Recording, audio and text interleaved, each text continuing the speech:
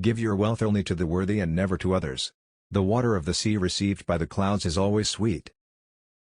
Once you start working on something, don't be afraid of failure and don't abandon it. People who work sincerely are the happiest.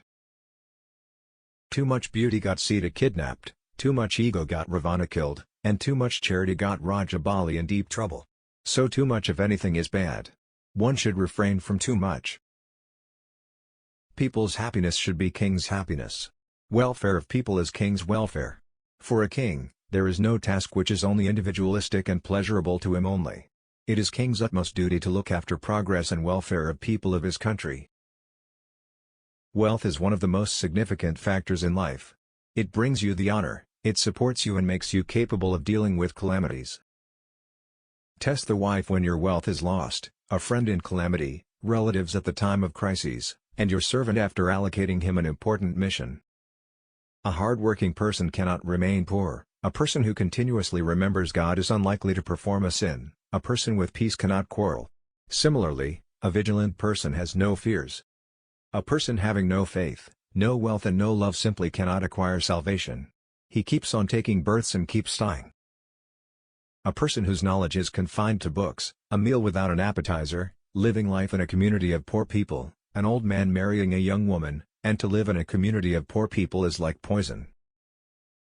A person with sufficient money makes a lot of friends and even more relatives. The interesting part is that he is also considered wise and full of wisdom. You can win a greedy by offering money, a proud person by pretending your devotion, you can win a fool by agreeing with him, and you can win a scholar by truth and only truth. Money plays a very significant role in human life. On having money, the person is given respect, considered wise, and is preferred by women. No blessing is bigger than peace. No joy is bigger than contentment. There is no religion bigger than mercy. For a man, greed is the worst disease.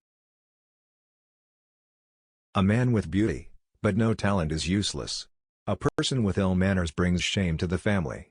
Like money not spent wisely is a waste, so is the education that cannot be applied.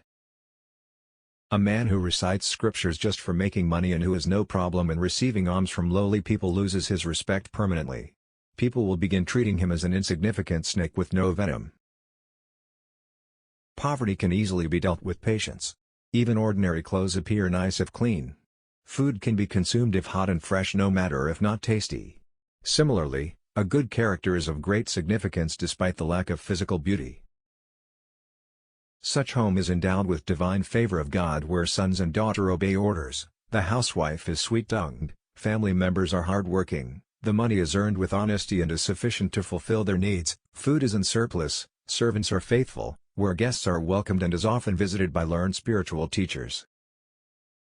It is not possible to fulfill each and every desire. Your fate will not be able to serve them all. The solution is that the man must feel satisfied with whatever possessions he has.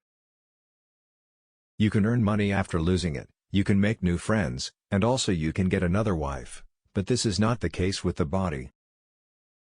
The nature of noble people is quite strange, i.e. instead of acting arrogant upon attaining wealth they bow down in humility and act more modestly and respectfully.